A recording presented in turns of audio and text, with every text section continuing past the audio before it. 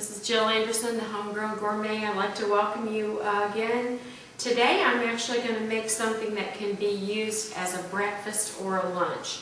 We're going to start this, or excuse me, a breakfast or a dessert. We're going to start this out with some polenta, but instead of water, I'm actually using some fruit juices. If you're not familiar with polenta, it comes in a couple of different grinds. What I have here is a finely ground, sort of like a masa grind. You can also get a more coarsely ground polenta. But I'm going to turn the heat on, and I'm starting with a cup, 8 ounces of cranberry juice, and then I have another half cup of orange juice. So we got a cup and a half total of liquid. I'll get those in, and then we're going to let this come up to a boil.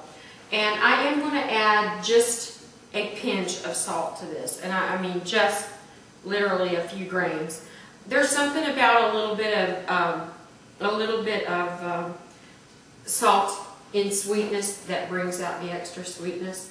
And then the other thing that I'm going to add to this is about a tablespoon of brown sugar. I don't want my polenta really sweet because my apple topping is going to be sweet.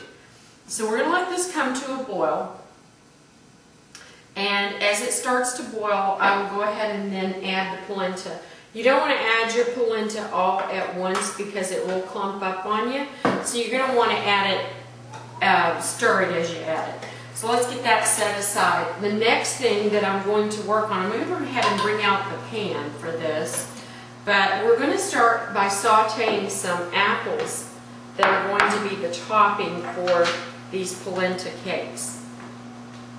And right here, I already have peeled some Honeycrisp apples, and I've got them soaking in some lemon water to keep them from turning brown.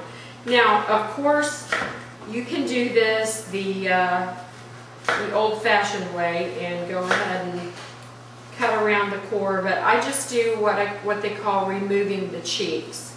And that gets you get your apples peeled relatively quickly.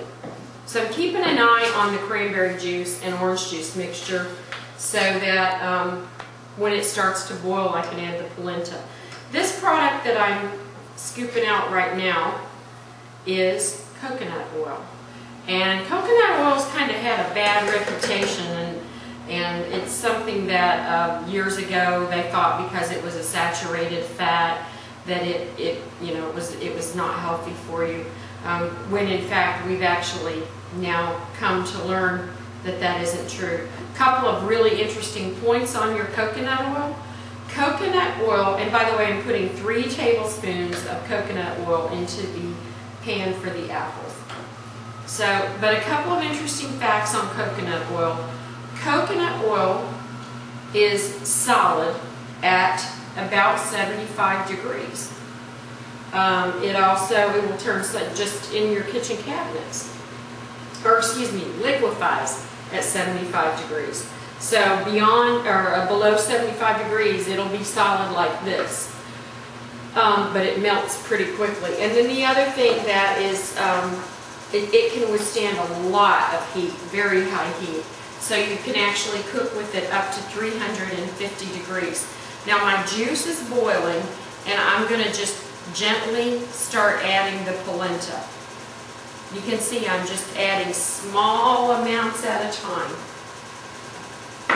Sometimes you need to watch when you go ahead and put your grain in because it can bubble over. Alright. I'm just slowly adding it, making sure I don't get a bunch of lumps. This is definitely not the time you want to answer the phone, chase the kids, holler at the dog, whatever. You need to pay attention to your polenta. And you also need to watch out, another thing you need to watch out with polenta is because it's kind of a thick, begins to thicken relatively quickly like this, when it pops up, it can really burn you. So you just, I kind of take mine on and off the heat a bit to control that factor. Now, I may not need all of that cup of polenta because I'm not going for a solid polenta cake here.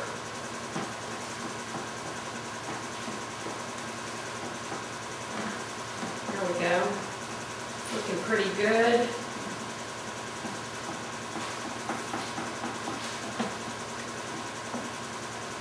And I'm kind of taking it on and off the heat and letting the moisture, the remaining moisture, get absorbed into the grain. Okay, now that that is all done, I'm going to hold up a spoon here so you can see. You can see how really, really thick it is. We're going to turn this off and let this sit for a couple of moments. Covered. So let me get this off to the side. Cover it up, and it's going to need to rest there for just long enough for us to finish the apples. So I'm going to get the apples onto the heat. I have the coconut oil already in the pan. And I'm just cutting off what they call the cheeks off of the apple. And then the way that you do that is just to simply cut around the core. And I'm just cutting these into slices, pretty thin. You want them, the most important thing is not how thin they are, but that they're uniform, because you want them to all cook at the same time. So I'm getting these put in, and we're going to give these probably about 10 or 15 minutes to cook. So just get the rest of the apples into the pan,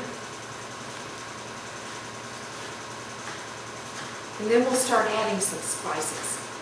These guys are looking pretty good here. They've been sauteing for a few minutes in this great coconut oil. A couple of things that I just want to mention briefly on the coconut oil too is that coconut oil is a very rich source of lauric acid, which is an important amino acid.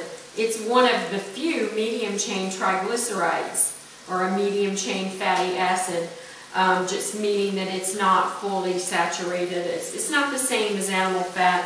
However, for vegan cooking, one of the biggest benefits of coconut oil is it tastes so buttery.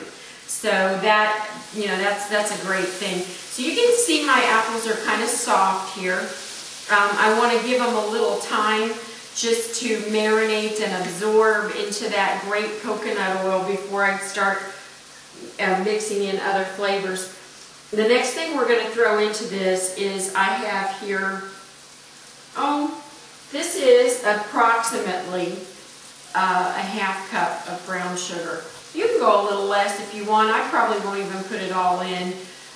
If these are a tart apple, but they're not as tart as a Granny Smith. So I'm going to go ahead and get that in it. And as soon as that brown sugar hits the pan, you can start smelling this fantastic caramely smell that wafts up your nose. Is caramely a word? I don't know about that one. But anyway, the other thing that I like to add to this, it's not really for additional sweetness because it's sweet enough with the brown sugar, but it creates a syrupy type juices around the apple, and in commercially prepared products, this